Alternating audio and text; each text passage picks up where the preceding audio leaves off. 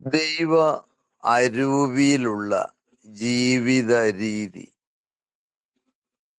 നാം ജീവിക്കുന്നത് മനുഷ്യരായിട്ടാണ്. മാനുഷിക മനോഭാവവും മാനുഷിക ബുദ്ധിയും മാനുഷികമായ കഴിവുകളുമൊക്കെയുള്ള പ്രഗത്ഭരായ മനുഷ്യരാണ്.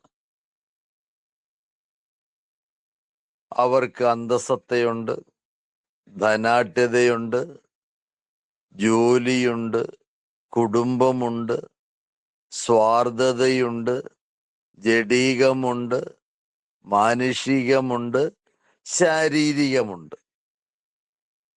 ഇവയെല്ലാം സ്വാർത്ഥനായ മനുഷ്യന്റെ ഒരു പിടി വികാര ജീവിതമാണ്.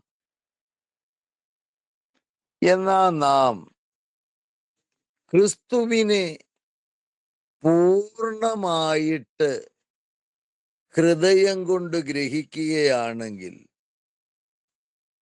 നമ്മളിലെ ജഡീക മനുഷ്യൻ ശരിക്കും മൃദുവാണ്. കാരണം ജഡീക മനുഷ്യൻ പാപത്തിലൂടെയാണ് കടന്നു പോകുന്നത്.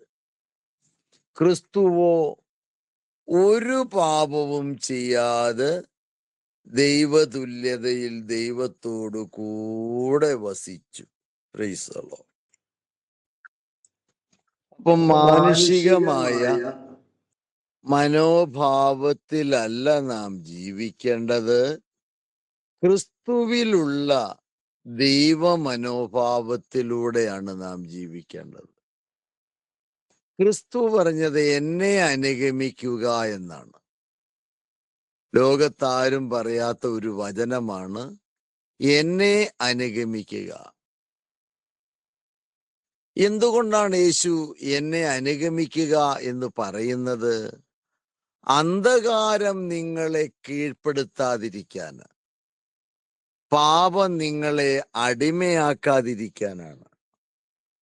അന്ധകാരം, പാപം, ബന്ധനം, മൂന്ന് ശക്തികൾക്ക് എതിരായിട്ട് പ്രവർത്തിച്ച ഏക ആത്മീക മനുഷ്യനായിരുന്നു ക്രിസ്തു. അന്ധകാര ശക്തിയോ ബന്ധനമോ യേശുവിനെ സ്പർശിച്ചിട്ടില്ല. കാരണം യേശു വെളിച്ചമായിരുന്നു ലോകത്തിൻ്റെ. വെളിച്ചം ലോകത്തെ കീഴടക്കി. അന്ധകാരം ഒരിക്കലും ലോകത്തെ കീഴടക്കുന്നില്ല. അപ്പൊ ആത്മീക അന്ധതയിൽ നാം ജീവിക്കുന്നെങ്കിൽ നമ്മളും അന്ധന്മാരാണ്. അന്ധൻ നയിച്ചാൽ ഇരുവരും കുഴിയിൽ വീഴും. നാം എല്ലാം ക്രിസ്തുവിനോടുകൂടെ ക്രിസ്തുവിൽ തന്നെ പ്രാർത്ഥിക്കുന്നവരാണ്. എന്നാൽ ലോകത്ത് ധാരാളം പ്രാർത്ഥനയുണ്ട്, പ്രാർത്ഥിക്കുന്നവരുണ്ട്. പക്ഷെ ക്രിസ്തുവിനോട് കൂടെ ക്രിസ്തുവിൽ തന്നെ പ്രാർത്ഥിക്കുമ്പോഴാണ് യഥാർത്ഥ ദൈവിക സ്വഭാവം നമ്മൾക്ക് അറിയാൻ കഴിയും. യഥാർത്ഥ ദൈവിക സ്വഭാവം ക്രിസ്തുവിൻ്റെതായിരുന്നു. അതുകൊണ്ടാണ് ഞാൻ പഠിപ്പിക്കുന്നത്, ക്രിസ്തുവിനോട് കൂടെ ക്രിസ്തുവിൽ തന്നെ. മറ്റൊരു ജീവിത രീതി നമുക്ക് വേണ്ട. കാരണം ക്രിസ്തുവിനോട് ഐക്യപ്പെട്ടതെല്ലാം ദൈവത്തിൻ്റെതാണ്. ദൈവം സ്നേഹമാണ്. Price the Lord. അപ്പം ദൈവ സ്വഭാവം ക്രിസ്തുവിൽ നാം കാണുകയാണ്. എന്താണ് ക്രിസ്തുവിലുള്ള ദൈവ സ്വഭാവം? സ്നേഹമാണ് മുഴുവനും. ക്രിസ്തു മുഴുവനും ദൈവത്തിന്റെ സ്നേഹമാണ്. ദൈവമോ പിതാവ് പുത്രനെ സ്നേഹിക്കുന്ന പോലെ വചനമായ ദൈവം യേശുവിനെ സ്നേഹിക്കുകയാണ്. സ്നേഹത്തിലൂടെയാണ് യേശു ലോകത്തെ ജയിച്ചത്. യേശു ഒരു ത്യാഗമാണ്. ഒരു ജ്വാലയാണ്. അരൂപിയിലുള്ള ശരീരത്തിലല്ല യേശു നമ്മുടെ അരികിൽ വന്നത്. മനുഷ്യന്റെ അതേ ശരീരത്തിലാണ് നമ്മുടെ അടുക്കിലേക്ക് വന്നത്. ഈ വലിയ പ്രകാശം ഒരു ചെറിയ മനുഷ്യനായി മനുഷ്യനോട് കൂടെ മനുഷ്യനിൽ ഒരുവനായി വന്ന് മനുഷ്യരാശിയുടെ രക്ഷയ്ക്കായി പിതാവിനെ പറ്റി പഠിപ്പിച്ച സ്നേഹമാണ് ദൈവപുത്രനായ മിശിഹ. സ്നേഹത്തിന്റെ പൂർണ്ണതയിലാണ് നമുക്ക് ദൈവത്തെ കണ്ടെത്താൻ കഴിയൂ. കാരണം ദൈവം സ്നേഹമാണ്. നമ്മിലുള്ള ദൈവസ്നേഹം പൂർണ്ണ വളർച്ചയെത്തുമ്പോഴാണ് നാം ദൈവത്തെ അറിയുന്നത്. ഇല്ലാതെ ആർക്കും ദൈവത്തെ അറിയാൻ സാധിക്കുകയില്ല. എല്ലാവരും ദൈവമുണ്ടെന്ന് പറയും, പ്രാർത്ഥിക്കും. പക്ഷെ ദൈവത്തിന്റെ സ്നേഹം അചഞ്ചലമാണ്. അവിടുത്തെ കാരുണ്യമോ അതിനേക്കാൾ എത്രയോ വലുതാണ്. അപ്പൊ നാം സ്നേഹമാകുന്ന യേശുക്രിസ്തുവിനോട് കൂടെ ക്രിസ്തുവിൽ തന്നെ പരിശുദ്ധാത്മാവിനോട് കൂടെ ഐക്യപ്പെട്ടാണ് നാം ഈ ഭൂമിയിൽ ജീവിക്കേണ്ടത്.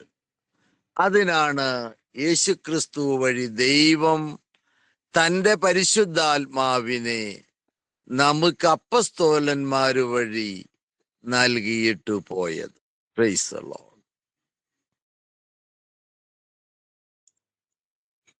ദൈവം സ്നേഹമാണെന്ന് നാം പഠിക്കുന്നു, അറിയുന്നു.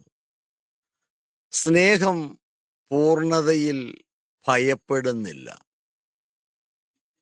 സ്നേഹത്തിന് ഭയമില്ല. സ്നേഹം ഒന്നിനെയും ഭയപ്പെടുന്നില്ല. പ്രകാശം ഒന്നിലും മറഞ്ഞിരിക്കുന്നില്ല. രണ്ടും യേശു തന്നെയാണെങ്കിൽ യേശു മഹത്വത്തിന്റെ രാജാവാണ്. ഒന്ന്, സ്നേഹം ഒന്നിനെയും ഭയപ്പെടുന്നില്ല. മറ്റൊന്ന്, സ്നേഹം യേശുക്രിസ്തുവാണ്. യേശുക്രിസ്തു ലോകത്തെ രക്ഷകനാണ്. ഭയത്തിന്റെയോ ഭീതിയുടെ ആത്മാവല്ല യേശുക്രിസ്തു. രക്ഷയുടെയും സ്നേഹത്തിന്റെയും ആത്മാവാണ്. അതുകൊണ്ട് നാം യേശുവിനെ തിരിച്ചറിയണം. യേശുവിൽ ഭയമോ ഭീതിയോ അസ്വസ്ഥതകളോ ഒന്നുമില്ലായിരുന്നു. കാരണം യേശു സ്നേഹമായിരുന്നു. സ്നേഹം പൂർണ്ണ വളർച്ചയെത്തുമ്പോൾ ദൈവമായിട്ട് തീരുകയാണ്. അതാണ് ഗോഡ് ഈസ് ലവ്. ദൈവം സ്നേഹമാണ്. അപ്പൊ സ്നേഹമായ മിശിഹ സ്നേഹിതർക്കു വേണ്ടി ജീവൻ കൊടുത്തുകൊണ്ട് കുരിശിൽ തൻ്റെ സ്നേഹം ലോകത്തിന് തന്നെ തന്നെ വെളിപ്പെടുത്തി കൊടുത്തു. അവിടുന്ന് ഇങ്ങനെ അരുളി ചെയ്തു: പിതാവേ, ഇവർ ചെയ്തത് എന്തെന്ന് ഇവരറിയായാൽ ഇവരോട് ക്ഷമിക്കണമേ. പിതാവേ, ഇവർ ചെയ്തത് എന്തെന്ന് ഇവർ അറിയാത്തതിനാൽ ഇവരോട് ക്ഷമിക്കണമേ. അപ്പൊ യേശുവിന്റെ സ്നേഹം ക്ഷമിക്കുന്ന സ്നേഹം. സ്നേഹം മനുഷ്യന്റെ നിരവധി പാപങ്ങൾ പോലും ക്ഷമിക്കുന്നു. Price the Lord.